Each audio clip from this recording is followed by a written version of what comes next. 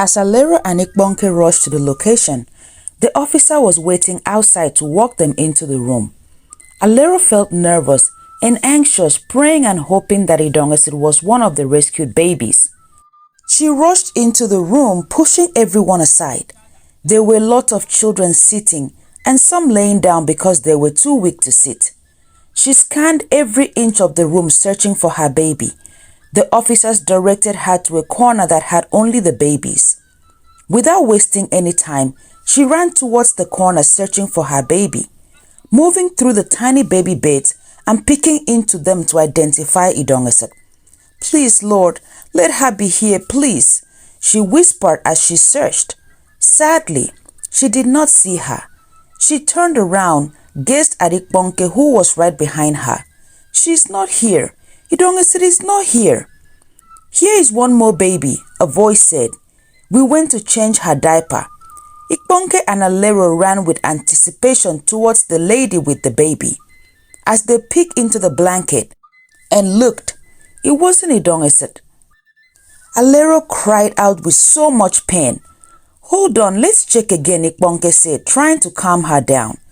Ikbonke went to every child one more time, trying to confirm that none of them was Idongesid. He walked slowly towards Alero to hold her, knowing that this would be the hardest time of her life since Idongesid was taken. Alero fainted into his arms. They both wept deeply, feeling very, very disappointed. They had hoped that she was among the rescued baby, but their hope was shattered when she wasn't there. The search continued. The officers moved closer to give them comfort. "We will keep searching. I am so sorry that you're going through this. We will do everything in our power to bring her home." Alero and Ikbonke went back home. Lola and Idongesid drove all night to get as far away from Alero as possible. The drive was grueling. Lola stopped only for petrol and quick bathroom breaks. She was fueled by determination. She knew that any delay could jeopardize everything she had planned. Her thoughts constantly returned to the baby in the back seat, Idongesid. She had to keep her safe, away from the world that might take her back. Finally, she got to a small town in the north where her grandmother lived. Lola grew up with her grandmother, who she called Nne. When she arrived, Nne was so happy to see her and the baby. Lola introduced the baby to Nne. "Oh, it's so good to be alive and see my great-grandchild," Nne said. Nne received the baby with so much joy and prayed over her. "What's her name?" Nne said. "Her name is Ayomide," Lola responded. Nne was so happy. Lola informed Nne that she was there to stay for good. She was not going back to the big city. Nne was surprised and excited at the same time. Lola was so grateful for her grandmother's support. Nne took on the role of a primary caregiver, while Lola worked long hours at a new cleaning job in the elementary school nearby. Years passed, and Ayomide grew up in the small thatched house with her great-grandmother and Lola. From the outside, everything seemed perfect. The little girl was cherished, loved, and cared for. Lola, despite her strictness, was fiercely protective of her. She kept Ayomide close, never allowing her to go to social gatherings or talk to strangers. It was Lola's way of ensuring that their secret remained hidden. Ayomide's great-grandmother, Nne, was the gentle presence in her life. She gave Ayomide kind smiles and warm hugs. She told her bedtime stories and helped her with her chores. Nne tried her best to make up for Lola's rigid rules with tenderness and affection. Despite Lola's overprotectiveness, Ayomide thrived. She was a very brilliant child who excelled in school and sports, and her teachers were constantly impressed by her academic achievements. But life wasn't all about books and studies.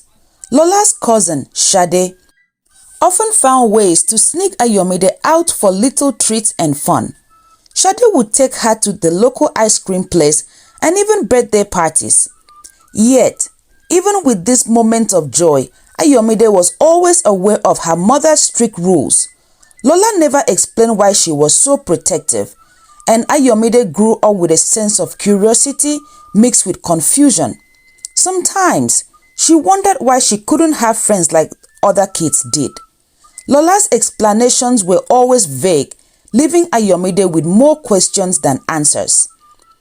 By the time Ayomide reached high school, she was known as one of the top students in her class, and she even organized tutoring sessions for her classmates who were struggling with their work. One of the classmates was Gemma, a girl who often found herself falling behind. Gemma was quiet and shy, struggling with her homeworks. Her parents were informed about her slow progress and they were worried. The principal spoke with Ayomide, who offered to help. Ayomide and Gemma began meeting after school, and Ayomide patiently tutored Gemma in various subjects. The two girls spent so much time together that they became best friends. When Gemma's parents visited, they offered Ayomide a lot of money, but she rejected and told them she was very happy to help Gemma. Ayomide had grown into a beautiful young woman. She was tall like her dad and very pretty like her mother, and she looked just like her birth parent. But as graduation approached, she faced a challenge. Lola had decided that Ayomide would attend a local college close to home because her small salary was not enough for a prestigious university, and she also wanted to keep a close watch on her. Ayomide was disappointed. She had dreams of going to a big prestigious university in the big city where she could explore new opportunities and experience life beyond the small town she had grown up in. She also wanted to get away from her mother, Lola. So Ayomide had to give up on her dream school and her dream profession of becoming a software engineer. Because the community college was small, it only offered limited courses. But despite not liking the only option she had left, Ayomide went through the registration process for the local college. She encountered an unexpected obstacle. When she presented her birth certificate for registration, she was told that her birth record was not in the database. Her heart sank. It was a moment of shock and confusion for Ayomide. How is this even possible? She asked. The news of the fake birth certificate hit Ayomide like a ton of bricks. She stared blankly at the registration desk, her mind racing with confusion and fear. How could this be happening? Her heart pounded in her chest as she tried to make sense of what she had just learned. The registrar, a kind woman, tried to offer reassurance. "I'm so sorry, my dear. It seems there is an issue with your document. You might need to contact your parents and the issuing authority to resolve this." But Ayomide was not listening. Her thoughts were consumed by the realization that everything she knew about her identity might be a lie. She held onto the fake birth certificate tightly, her hands trembling. She needed answers, and she needed them now.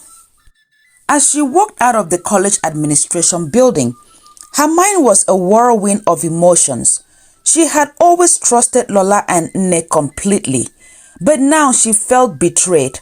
Her whole life seemed to be unraveling in front of her eyes. What is my mother hiding? Why would anyone go to such lengths to deceive me? The drive home was daunting. She was determined to confront her mother, Lola, and demand the truth. When she arrived home, she found Lola in the kitchen preparing dinner. Her anxiety and anger were overwhelming. "Mom!" Ayomide's voice was sharp and strained. "We need to talk now." Lola looked up, her expression shifting from surprise to concern. "What's wrong, Ayomide?" "It's about my birth certificate. It's fake. There is no record of me in the database." Lola's face went pale. For a moment, she was silent. Her eyes showed panic.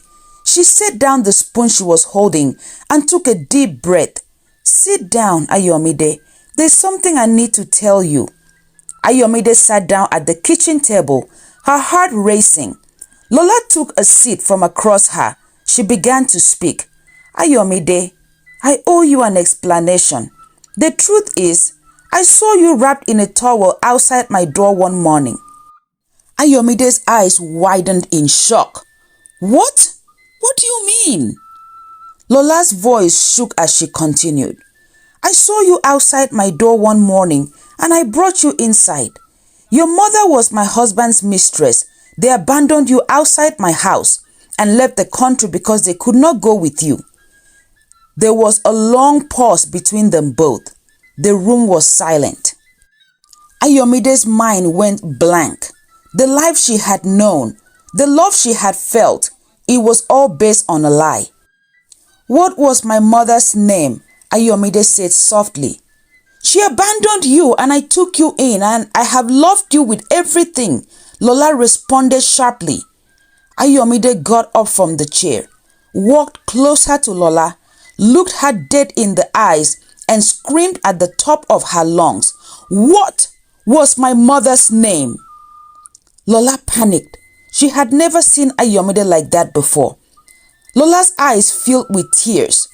I don't remember. I'm sorry. Ayomide felt a mix of anger, sadness, and betrayal. The world she had trusted was shattered. And she didn't know where to turn. She walked quietly away from Lola, locked herself in her room. Lola stayed by the door begging Ayomide to come out for dinner. Ayomide had lost her appetite for food. She stayed quiet in her room. The next morning, she called Gemma, then went over to see her. Ayomide explained everything to Gemma. The fake birth certificate, Lola's confession, and the cover-up about her real identity. Gemma listened intently, her face growing with more concern with each passing moment. We need to do something, Gemma said firmly. We need to find out more about your birth parents and what happened to them. Gemma's father, General Kosao, was a very influential man. He had strong ties with the intelligence and security community. Ayomide and Gemma decided to seek his help. After listening to the whole story, General Kosao agreed to take on the case and began investigating Ayomide's origins. His expertise and resources provided a hope in the midst of the chaos. He used his contacts to request all the missing children report from every part of the country around the year Ayomide was born. Ayomide asked him not to alarm her mother Lola or make any arrest. Just help me find my birth mother, Ayomide requested. General Kosao agreed to help and said, I have been looking for a way to repay you for helping Gemma. They decided to keep a low profile while searching for information. Ayomide went home after her meeting with the Kosaos. She played along with Lola. When Lola came home from work, Ayomide had cooked her favorite meal. They sat down and ate. Ayomide hugged her mother, apologizing. You are my mother and you raised me and took care of me. I'm so sorry for the trouble that I caused recently. Lola was so happy to hear this and felt relieved. A few days later, Lola tested Ayomide by bringing up her dream school and birth mother, but Ayomide acted like she was fine, staying close to home. She was very clever and made sure her responses were perfect to reassure her mother Lola. She patiently waited until Lola felt comfortable and happy with her answers. Things seemed to go back to normal and they both acted like nothing had happened. Weeks passed as General Kosao worked tirelessly to uncover the truth. He gathered information. The investigation was thorough, but it took time. Meanwhile, Ayomide struggled with her emotions, trying to come to terms with her shattered sense of identity. As the days turned into weeks, Ayomide's world felt like it was in turmoil. She fought with feelings of anger, sadness, and confusion. She remained as calm as she possibly could to not raise any suspicion with her mother Lola. On Ayomide's birthdays, Alero and Ikponke celebrated her birthdays. They would gather with their closest friends and family, marking the day with solemn prayers and hopes for Ayomide's return. Every year, they sent a wish to the heavens, hoping their daughter would be found and returned to them. Alero would write letters to her lost child, pouring out her heart and the pain of separation. These letters were never sent, but were carefully kept in a box under her bed. They were a symbol of her unwavering love and hope. Alero and Ikponke struggled a lot to return to normal, but they couldn't. They preserved Idongesit's room, hoping to keep the hope alive. They had multiple counselings and got a lot of support to help them deal with grief of losing their child. Life was not normal for them anymore. After a few years, they had a set of twins. Life was difficult for the twins because Alero was overprotective of them. They were not allowed to have the freedom of doing whatever or going to any places that they wanted, in spite of their age. Alero needed to be always present with them. She even resigned from teaching at the university and took a job at the children's schools so she could be around them. Meanwhile, at General Kosao's, it took a year to sort through and narrow down all the missing children reports that he received from all over the country.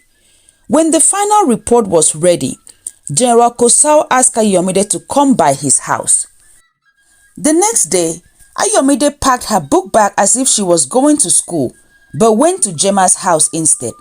She met with General Kosao in the study, where he handed her a large box of file and asked her to review it.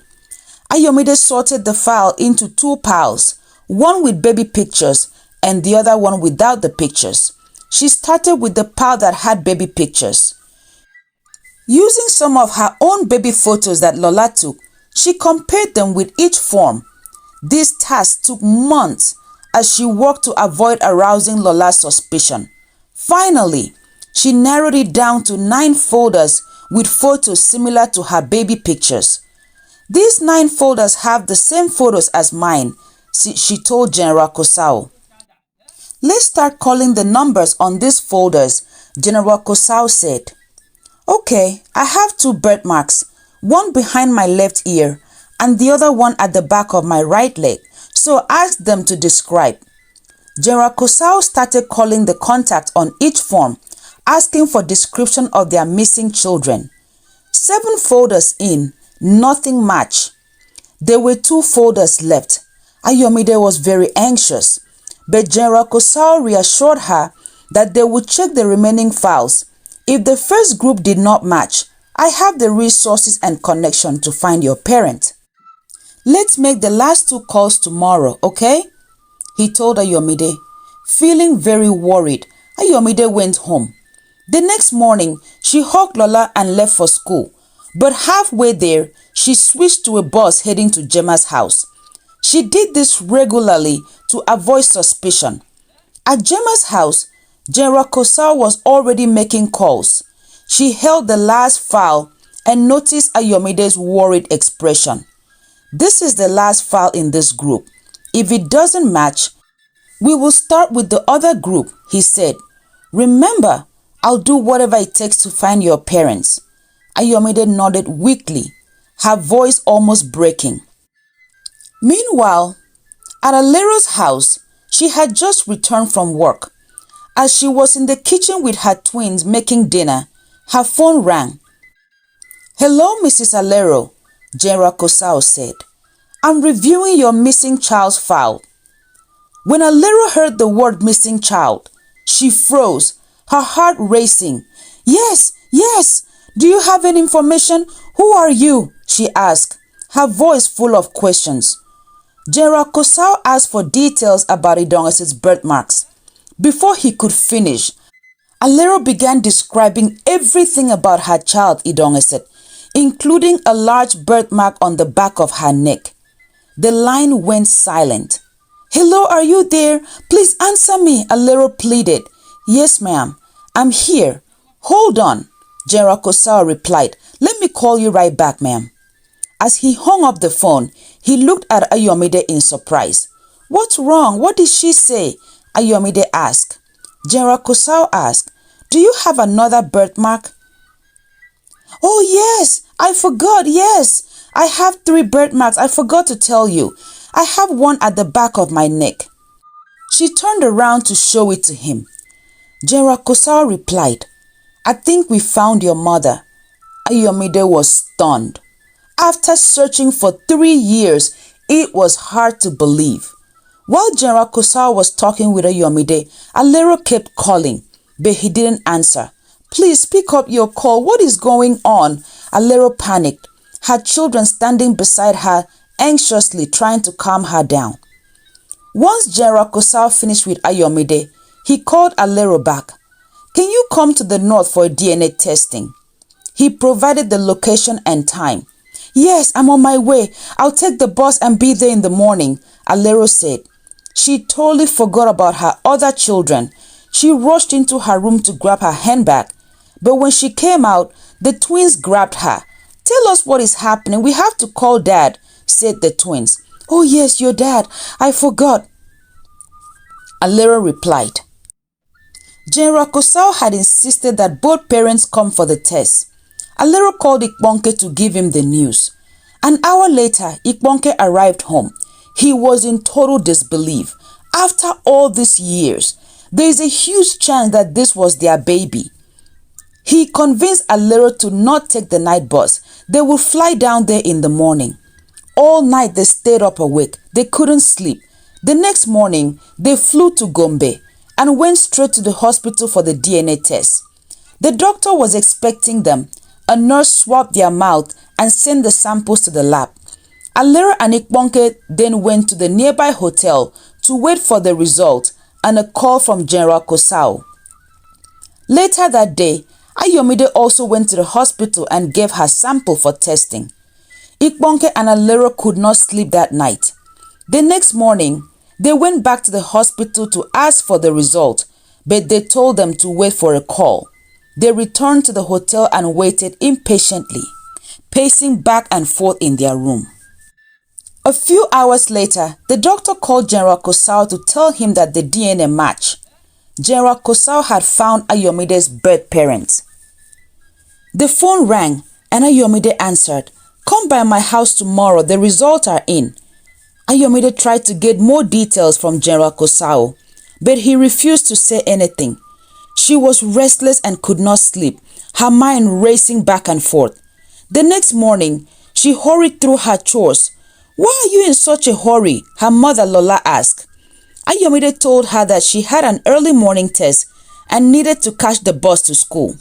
Halfway there, she switched to another bus heading to General Kosao's house.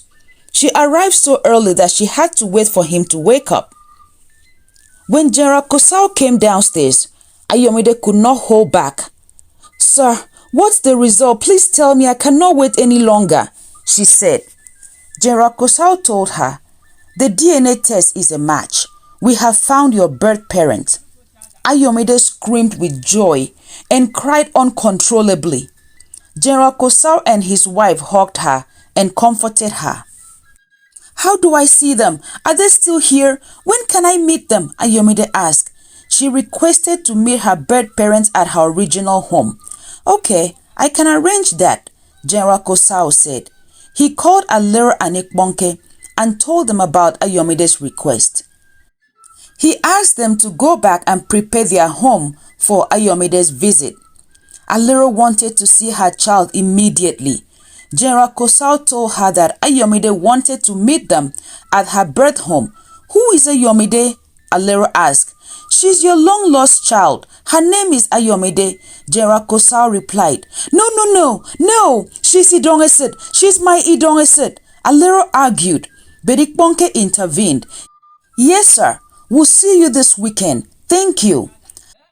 Alero and Ikponke returned to the big city to prepare for Ayomide's visit. Ayomide told Lola she was going on a field trip for a week as part of her final project. Lola agreed, feeling reassured as everything had been calm between them for over 3 years. On a Friday, Ayomide packed her bags. General Kosao and Gemma went with her to ensure everything was smooth. When their flight landed in the big city, they took a taxi to the address. Nervously, she walked to the door and rang the bell. Ikponke answered. When he opened the door, he saw his reflection staring right back at him. He was speechless and tried to maintain control of his emotions. "Please come in.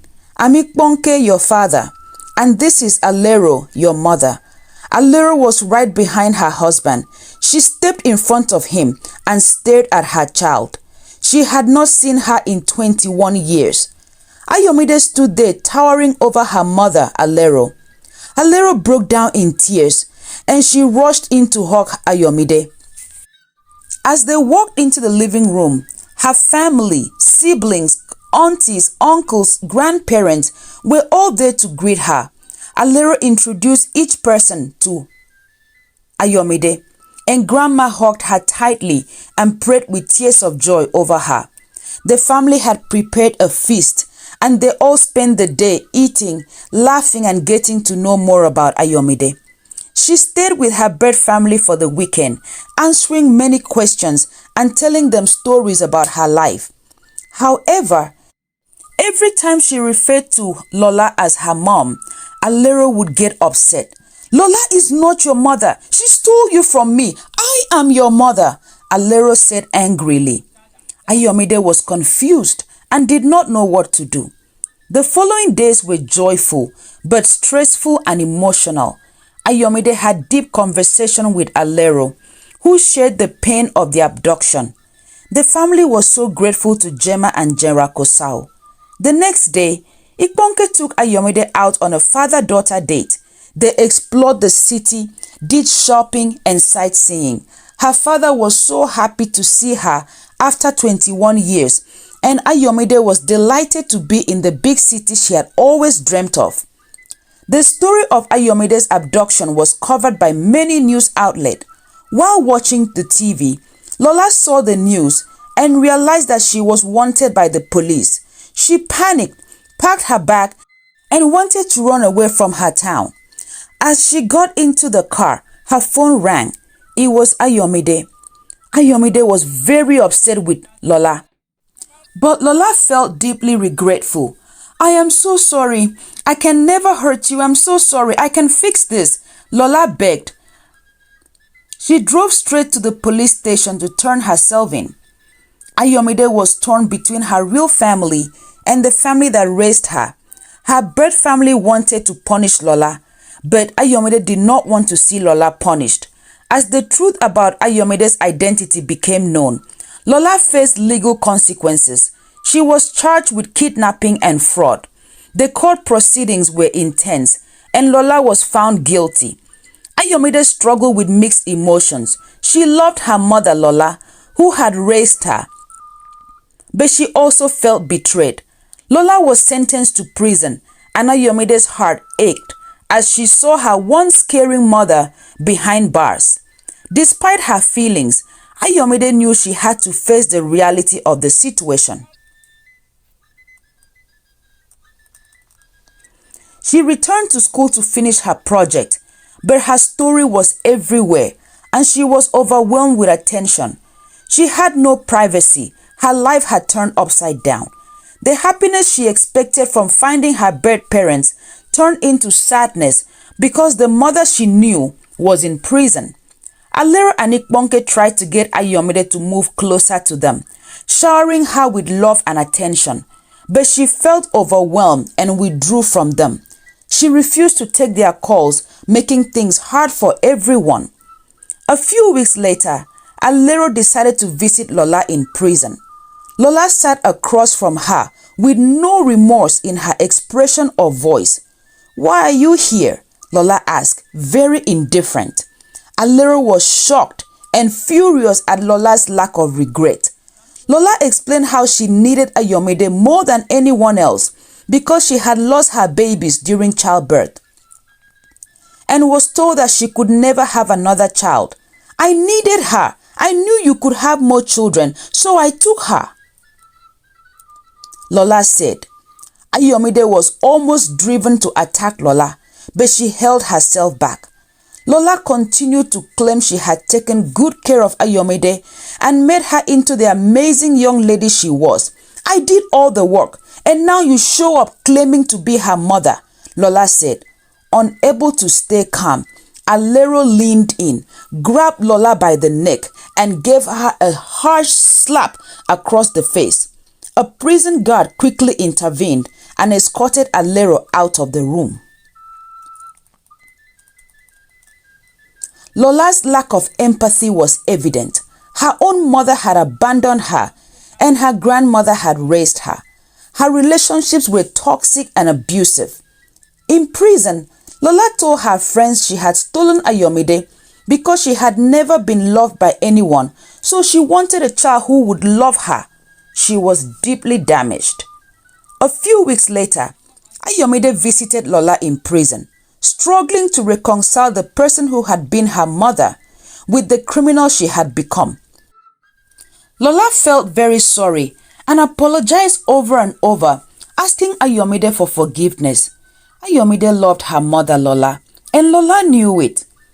I had a horrific and painful upbringing and childhood. I have had pain my whole life. You have been the only light in my life, Lola said. After my stepfather abused me for years, my mother supported him and kicked me out of the house. All the men in my life have betrayed me and treated me like trash. Even my own children hated me and left me. They did not stay with me. They died as soon as I gave birth to them.